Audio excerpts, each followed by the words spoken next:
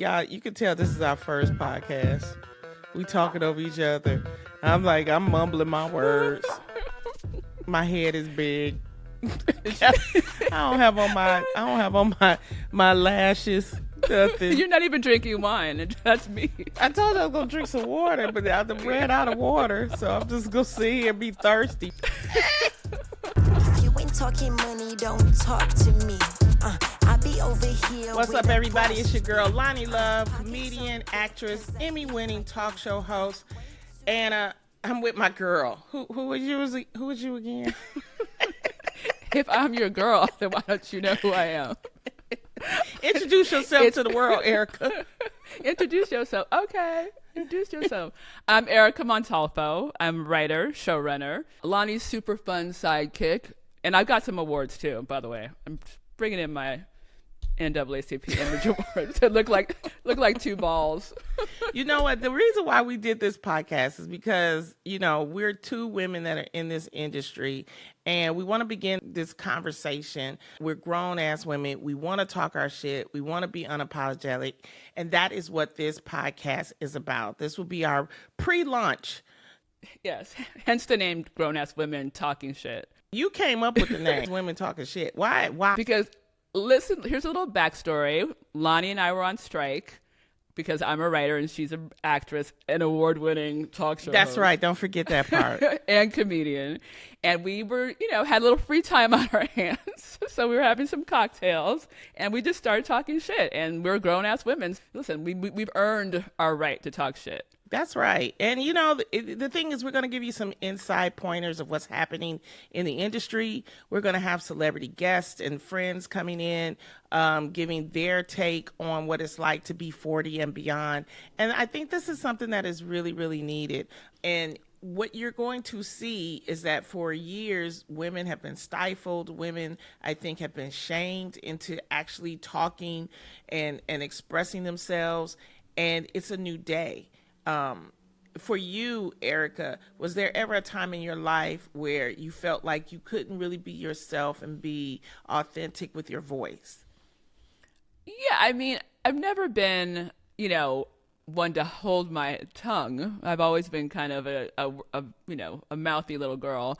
But I will say, not knowing who I was and maybe having to, adjust myself to who I was around or who I was dating or who I was married to, maybe that was inauthentic. But I think now, obviously, at this age and all the experiences I've had, I really, don't have to be anyone for anyone. You know what I mean? I just have to be me. And I think that's what's so great and freeing about talking shit because listen, if you don't like it, I'm sorry. I'm not trying to hurt anybody's feelings, but, this is how I feel. And, unapologetically. So I think it's cathartic. It gets all of the angst out. And so after our little talks, I feel lighter and better. And like we've had a community together where we get to, realize that we have similar, thoughts. And then sometimes we have differences of opinion, which is okay too.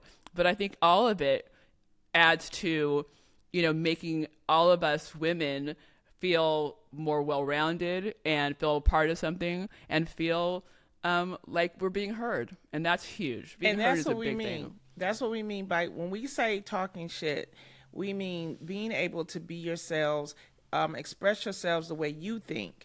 And even if you have to swear, let me tell you something about profanity. Profanity, the research has shown, releases so much, stress out of your body that sometimes is needed. But for years, if you swear, you're not ladylike, you're ghetto, or you're not a lady, or ratchet. You're ratchet, and it's like, honey, those days are gone. I mean, we are paying the bills. We're raising children. We are dealing with multi-million-dollar companies. We are pitching things. We're in charge. And so, it's important for women to understand sometimes you gotta cut a bitch. Sometimes you gotta let a bitch know. Sometimes it's okay. And, the thing is that women are very nurturing as well. But it's okay to say, hey, this shit don't work. It's absolutely. And you're still a woman. I think for years it's like this system in America that women have to, like, if you get married, then you're the second. Your husband makes all the decisions and you're the second, which we all know a lot of times women have been holding the household down with a man or without a man, so it doesn't matter. The reason why we want this type of podcast is because we want any woman to come on here. We're going to be dealing with episodes and topics that are concerning to women and that may be taboo to certain women. Maybe you can learn something from it, the topics, but it's going to be real. It's going to be authentic. And we only want real and authentic women, not women that are scared to put out their voices. I learned the importance of talking shit doing a daytime talk show for 9 seasons. When you're giving your opinions, yes, there will be people that agree with you, and there are going to be a lot more people that disagree with you. And you have to learn how to adjust and hold to that. And that's the real reason why I think a lot of women don't talk shit, because they don't want to hear the backlash about something. But if that's how you feel, and we have to learn to start having conversations where if you and I don't agree on something, Erica, okay, it's okay, but we can talk it out. We don't have to hate each other after that, And this is open. This type of podcast is open to all women and all ages. Yes, but particularly because in this industry, when you get a certain age, they try to throw you out the pasture. You is not worthy. No Tell me more. about it. And that's not Preach. true. That's not true. Things are changing. You have Jean Smart from Hacks. She's in her 70s. She's winning Emmys. She's leading her story. And I just love to see that, type of thing. You had on Bounce, you had At Your Age, which was led by my friend Kim Whitley and Tisha Campbell Martin. And she's not married anymore. Tisha Campbell, she killed me if I keep saying her ex-married name. Sorry, Tish. I just got rid of my third name too, so not the third. Ooh, okay. Yeah, I'm back to Montolfo. I had to ditch the last husband name. I know your name was like Burra. I know. It was Montolfo Burra, but yeah, the Burra's gone now. Oh, we're gonna get into all of that. Yeah, so get it right. I'm with Tisha. Like, let's not give anybody their flowers who don't deserve them. Okay. I love it. I love it. So this is what the podcast is about. We're just going to be every week discussing things, having great guests, and we'll begin sharing new episodes every week starting September 5th. But before we get started, how has your summer been, Erica? Did you move? You did something, right? I just moved from a home that I had for 10 years with the husbands whose name we lopped off. And now I'm in an apartment, but I will tell you, I mean, I have a very famous neighbor, and I can't tell you who it is. But if you guys, this is not like no 1-bedroom in the valley. This is like no. I told you, your girl fancy, and little did I know that I was going to be like literally neighbors with someone who's super famous. And I will tell you, just be aware, because the only reason I even knew this person lived here, I was doing my utilities, right? So you have to change your utilities over. And this special utility guy that handles the building, he's like, I Googled you, and so I know, who you are. And, I know, you're going to like this building because there's a lot of people who are in your industry in here. He's like, the one thing about utilities is the one thing that you have to give your real name and your real birthday. So I'm like, oh shit, he knows how old I am in real life. Uh-oh. And I know, I'm like, I got to go. He's like, so you have to give your real credit card. You can't have business managers putting your utilities in their name. So he goes, there's someone else in the building who I know is there because I had to take their real credit card and their real name. Again, I'm not going to give it away. You're not going to give it away? Well, then what you tell us for? If I guess? Do you want me to give you a clue? Got a clue? Yeah, I'll give you a clue. It rhymes with him and his wife. Yeah.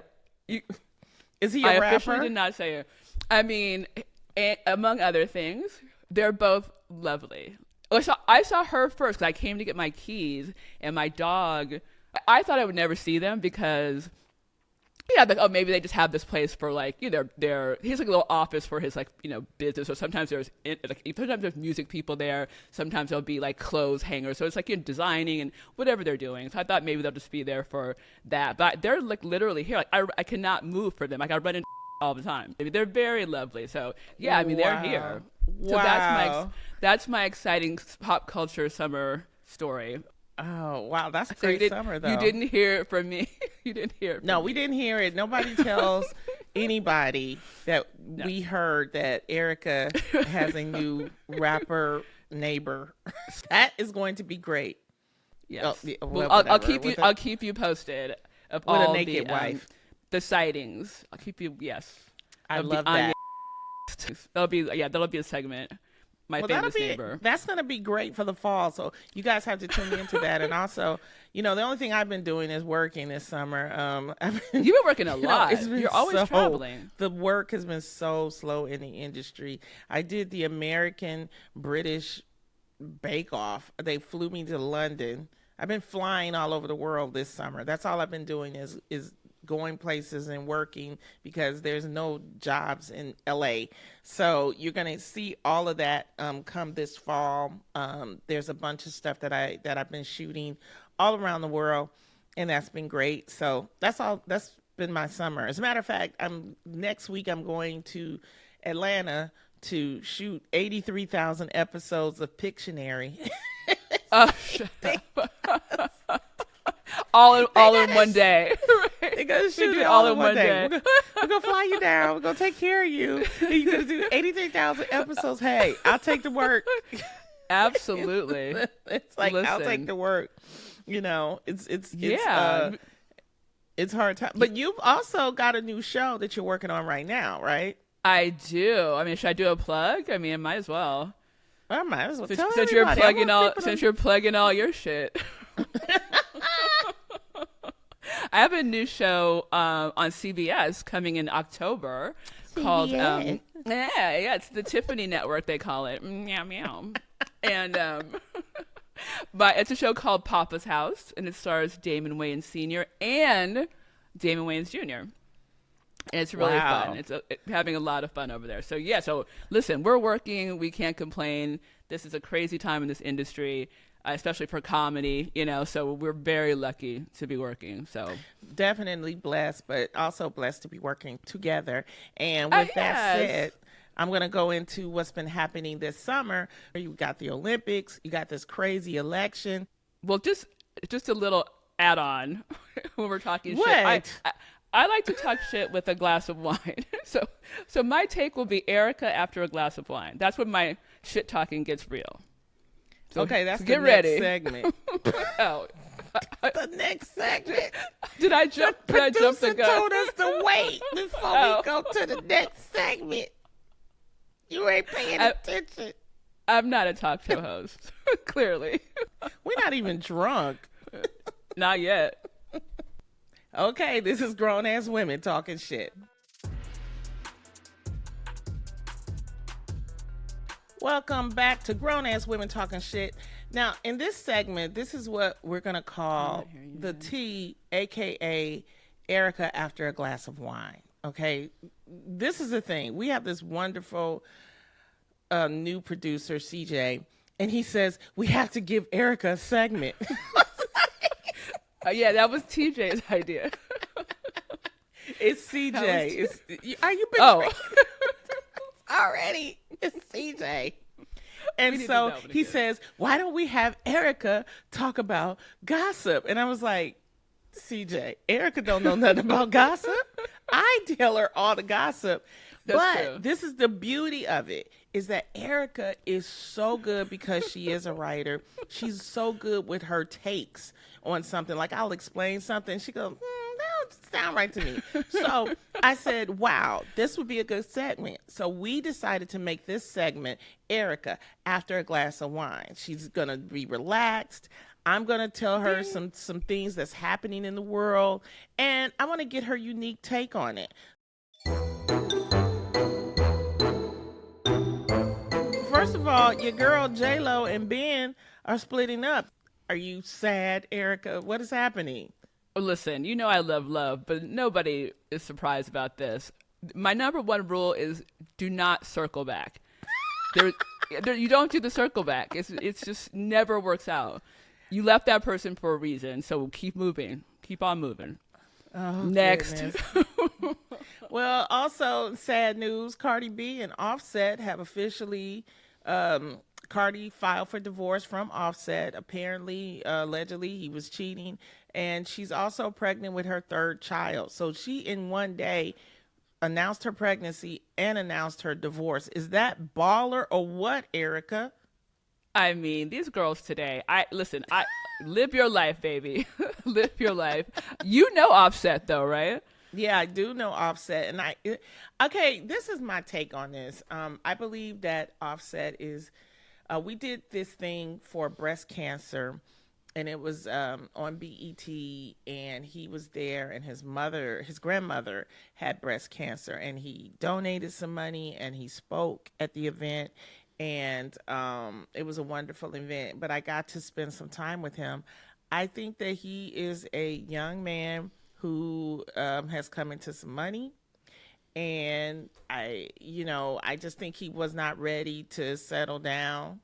And when you're a young, hot rapper and you got all this young pussy around you, who gonna say no? I know. Well, that's the problem with being young, period. Like, listen, when I was young, I loved a bad boy. You know, we all do. But as you get older, I'm a rep for the accountants. Accountants try really hard to make you happy. I don't need a rapper at this point in my life. I like an accountant. You know, it's really hard to have a relationship when you're in this industry and, yes. And things are happening for you and you kind of like don't know yourself. But, I have to applaud because Cardi really tries to keep her family together. I think she wants to have all her kids by the same guy. But, it comes to a point, and we will have some episodes where we talk about, hey, when do you let this guy go? Like, how long do you allow someone to misuse you or to cheat, And I'm not talking about him because it's all allegedly, but, right. When do you make the decision? And so for her, I just wish her well. I've met her too. She's wonderful and she's, energetic. But when you think about it, maybe we could have got an album by now. You will. You'll get an album from her for sure. I think she'll do a Taylor Swift on this one. And I think, to your point, the fact that she has as much power as him is inspiring because she can walk away even though she's pregnant. If she was a normal girl with a boyfriend who's cheating on her, she might not walk away because she would be dependent on him. But good for her. Go do you and raise your kids and co-parent responsibly. And nothing's wrong with trying to make it work. That's your husband. But sure. At a certain time, it's like, okay. My thing is just keep it to yourself. Like, stop announcing it. It's like, just let it go. Listen, I mean, everything's an announcement. That's why I give it to JLo. JLo is not making no announcement. Whatever moves they make it, they're just making it. Their announcement is her taking pictures on a yacht in Ibiza.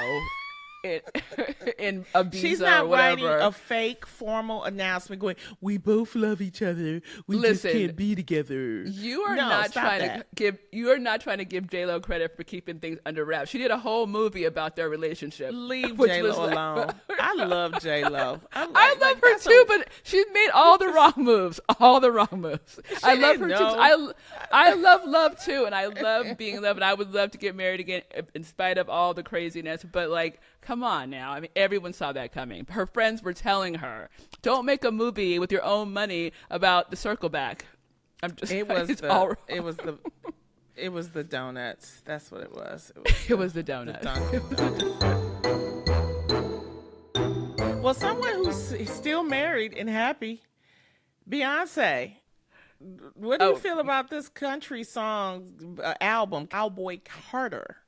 Well, listen, she can do no wrong, but I do have a beef, not with Beyonce, but I had not an altercation. Someone gave me a backhanded compliment because you can see I have new blonde Beyonce hair. Oh, and yes. So my hairdresser who did it, he was like, "Oh, you look so good. You look like Beyonce's cousin." Now, how shady, right? That's the shadiest compliment. Like, not like you look like Beyonce. He's like, you look like Beyonce's cousin. No, he like, could I'm have supposed to said be like, you look like Miss Tina. So that's not that. Miss Tina's hot. I'd rather that than her cousin. You don't know she got some roundaway cousins in Texas. No, Please. she has some wonderful cousins. I know one of them, Angie, Angie Beyonce. I don't know her. Ooh, I don't know her. Ooh. Well, you do look nice. You do. Well, thank you. You look nice. Another thing, we've had the Olympics, the 2024 Olympics in Paris. Erica, have you been able to catch up with anything with the Olympics? Darling, I'm all about Paris. I'm all about the Olympics.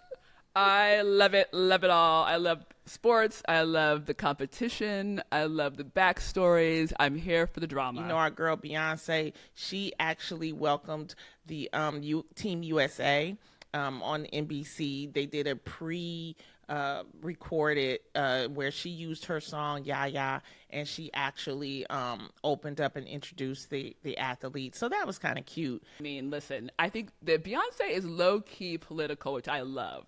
Because she'll come out, she'll put her little song out there, she'll give you a little intro, but she's not going to go all in and give you a full-on performance or an endorsement. I think, she gave Kamala a little song too, so she's low-key with it, but she's, we know where she stands. So I love me some B. Well, did you like the opening ceremony? There was a little bit of controversy with some of the opening ceremony because people that don't understand French culture, I believe, mistaken the opening, one part of it, as a replica of the Last Supper, when it was really an actual replica of a French painting that is just as it's not Christian-y. It was more worldly, but for lack of a better term, it wasn't Christian-y at all. I mean, but they, it wasn't Jesus-y. Yeah, at all. It wasn't. So, but I don't know if you were able to catch that. I did, and that's what, just going back to the first part about the crazy painting and the other French, little tidbits that were put into the beginning. I love French people. I love France. I think, having the opening ceremony in having the Eiffel Tower in the background, like how amazing. And then they took us on this ride with marionettes, and then you see like Marie Antoinette's head chopped off, and you're like, okay, they're going there. And then you get to the menage a trois. And so by that point, I'm like, okay, they're going for it. Like, so by the time I get to the Jesus-y painting or, the Christian-y painting, I'm like, okay, well, I'm desensitized at that point. Like, this is France. This is what French people do. And I just imagine like this producer, kind of like CJ with his ideas. It's like, we go to show the world that we are Paris. This is how we do it. So he just went crazy. And they're like, okay. This is the thing. Americans have to realize that there are other countries. Yes, besides America. Exactly. Man, wait a minute. Now, what are they doing? What is that man with that apple? And why is his ass out? And why is he blue? What is happening? Well, it's like, well, when the clowns went into the room together and shut the door, I was like, okay, this is like, this is risque. But listen, I'm here for it. I knew it was going to be trouble for kids. Well, yeah, but people watching with their kids, I thought, okay, maybe this might be a little much. But ain't nobody. You don't have to explain to your kids. They did have the option to edit. I feel like if NBC knew that, for the prime time that there was some risque things, that's why we have standards and practices, and they should have made sure that at least for that they, did some type of editing for the prime time. But I mean, if it's running live, there's nothing you can do. But what I wanted to get to was that opening ceremony was the comeback of the great Celine Dion. She surprised everyone. She was on top of the Eiffel Tower with her handmade dress that had 3 million zillion beads, and she sung. And for those that have been under a rock and don't know, Celine Dion has been very ill. She has this condition called stiff person's disease, which caused her to actually have to cancel. And this is a very rare disease. Like, I think maybe 14 people in the world have this disease, but it's a very rare disease, and they call it stiff people because you cannot your muscles eventually stop moving, and once it stops moving, it affects your nervous system and all of that. So she was diagnosed with this, and we didn't think she would be able to sing again. But at 56 years old, she has been battling it, and she has been able to come back and sing. So that was just a wonderful thing. Miss Dion. I mean, come on. I mean, of all the triumphs of triumphs, between the Arc de Triomphe and in the Eiffel Tower, she stood in all her glory. I mean, she's amazing, and sang beautifully. And if you've seen her documentary, I mean, this disease you're talking about is no joke. I mean, it's debilitating, and you feel horrible for her. But for her to come back from sheer will, I mean, inspiring. Definitely. I mean, so did you enjoy the opening, or what's your I hated take on it. I hated it. Girl, you know I love it. I love all the drama. I love the drama. I love you know me. I love everything that's too much. Yes. And they were doing the most, so I loved it. Shout out to all there were a few older women that actually participated. So I just wanted to give it, like Mary Hannah, she's 69. She's from Australia, and she was making history as being the oldest athlete in the competition at 69. And even Simone Biles, who's been winning a bunch of gold, she is 27, which is, that's considered up there for a gymnast. And, you had Laura Crott, who's 58. She's with 2 Olympic medals. And so we just wanted to give a shout out to let women of a certain age, you could still compete, you could still be sexy. But speaking of America, let's move on to these elections. Before you move on, can I give a shout out to someone at the Olympics? Oh. Remember, did you see the pole vault where the guy's penis knocked the stick off? Oh my! I was trying to avoid that. Oh, were you? How could you avoid that? Did you watch the Olympics? Clearly, you did not watch the Olympics. Clearly, you're not an American. Go ahead, tell everyone about the pole vaulter who lost. It's the only time that having a Big Johnson is not a good thing, because he ended up disqualifying himself. And shout out to French pole vaulter Anthony Amorati. It was really the pole vaulter, as he was going over, the penis got in the way. I thought they wore jock straps, but I guess they didn't. And, No, he did not. Ugh, poor baby. His penis had a whole mind of its own and did not want to win. Also, can I say one more thing about the Olympics? Yes. I feel like I am wondering why Snoop Dogg is living my life right now, because why is Snoop in Paris, like, with Martha Stewart, judging, like, dressage horses dancing sideways? Like, that should be me. Like, why am I here, even though I love being here with you, Loni, but I feel like I should be in Paris wearing different outfits everywhere, sitting courtside, but that's Snoop. Like, when did he become the ambassador? He was for the United States? Well, he has been working with NBC for a while. Snoop Dogg has. I actually did something with him, a project called, I think we were looking at Dumb Criminals, and that was on Peacock. Perfect. And so Snoop has been working with NBC, and so they had this wonderful idea to actually have him narrate some things, and he's been such a great, force.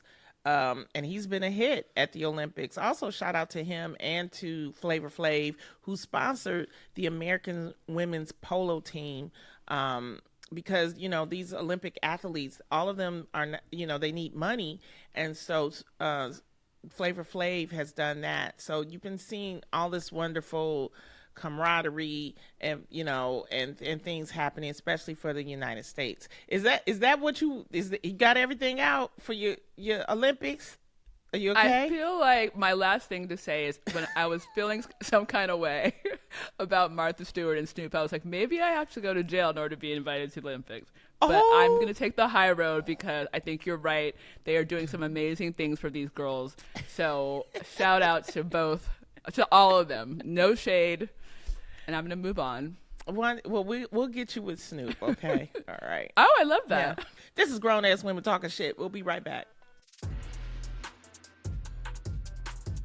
Welcome back to Grown Ass Women Talking Shit. It's your girl Loni and Erica. The topic today is our girl Kamala Harris. As you know, Harris is now the first Black woman and first South Asian woman to become the White House standard bearer for a major U.S. political party. This is historic.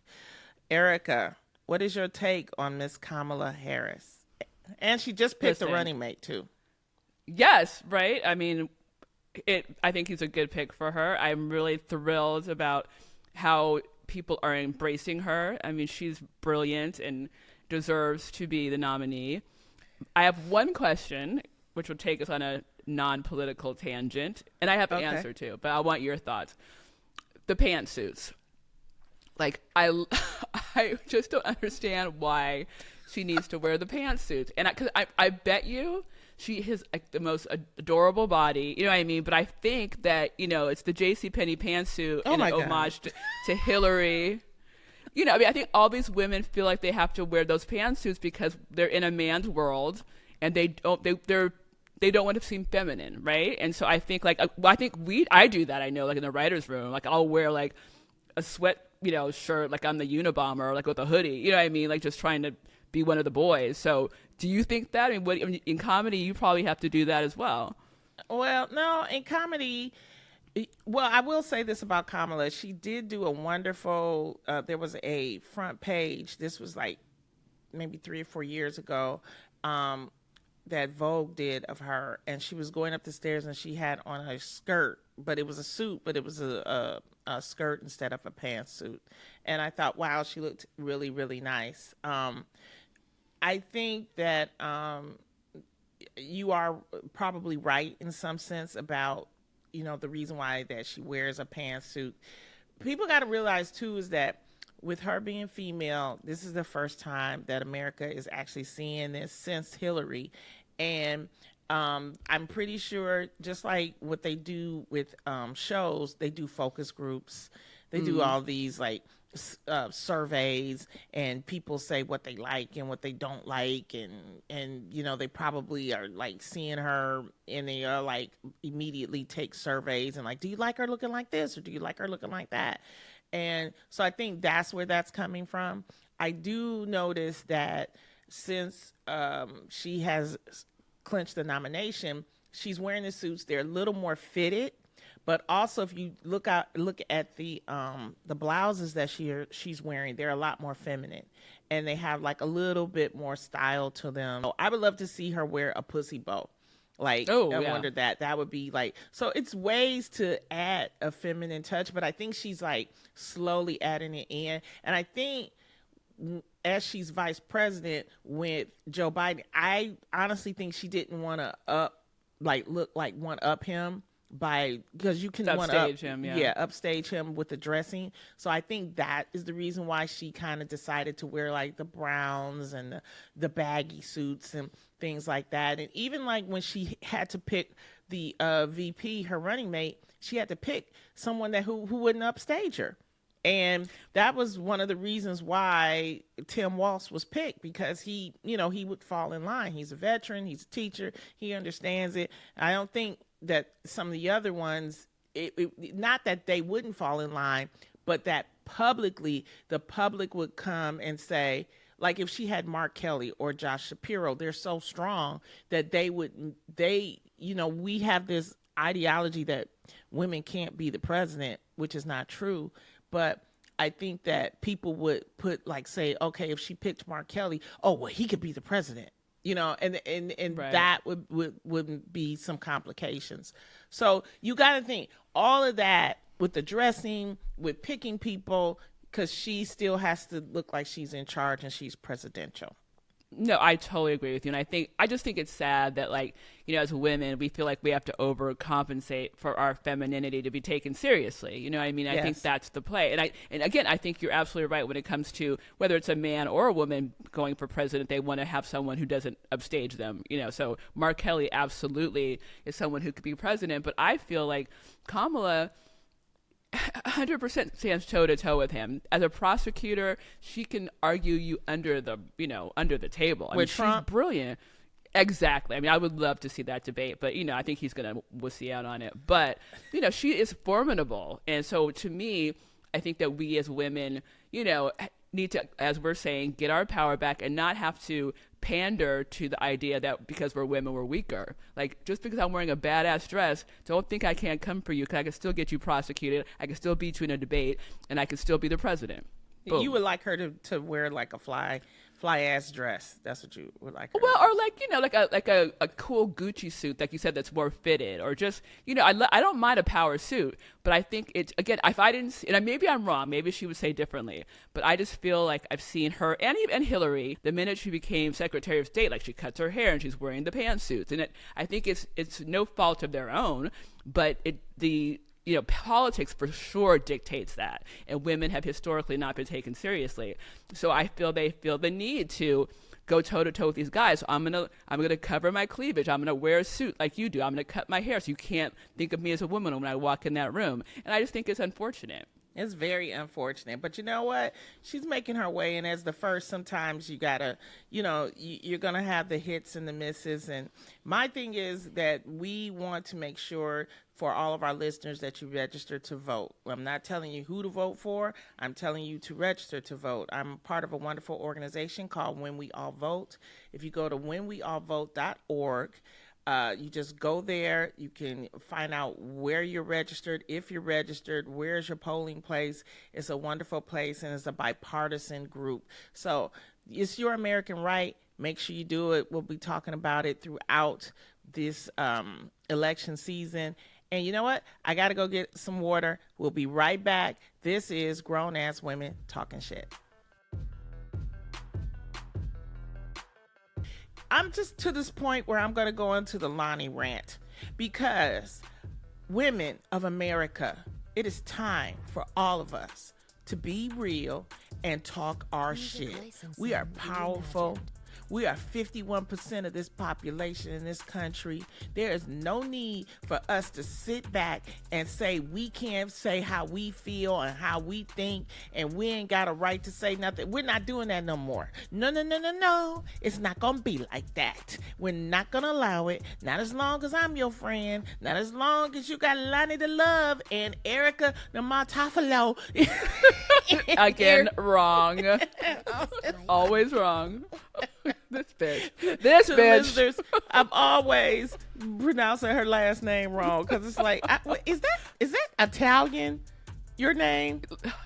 Montolfo. It's Argentinian. My first husband was Argentinian.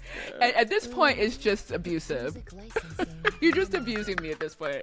It's hot. What did I do to you, Loni? Why are you so mad at me? It's passive aggressive. Talk your shit about your name. Talk your shit. How dare Loni, you? get my name, and I'm just not gonna mention it. Just call me Beyonce's cousin. If you really want to hurt my feelings, go right for the jugular. No, Beyonce's cousin's here. You are beautiful, and so are you. So are you. I know. Yeah, I know you know. I know you know. And I get your name right every time. Oh, it's an easy name, though. Hello. Who can mess up love? Okay. I mean, who can mess up? That's another episode. Who can mess up love? Who can mess up love? Oh, Erica Montolfo. Thank you so much for our summer episode of Grown Ass Women Talking Shit. Join us every Thursday, starting in 2 weeks on Thursday, September the 5th. Please follow us on Spotify, Apple Podcasts, or wherever you get your podcasts. Leave us a 5-star rating, and don't forget to follow us on Instagram or YouTube at GAWTS Pod. Goodbye. Love to everyone. Grown Ass Women Talking Shit is a collaboration between True Love Productions, Dunnigan Lane Productions, and Hark Media Productions. Our executive producers are Loni Love, Erica Montolfo, Montolfo. That's it. Okay. Finally. And CJ Siege, Poking Horn. This episode was produced by CJ Siege, Poking Horn. It was edited by Chris Cuzio. Special thanks to Elizabeth Munch. See you all in 2 weeks.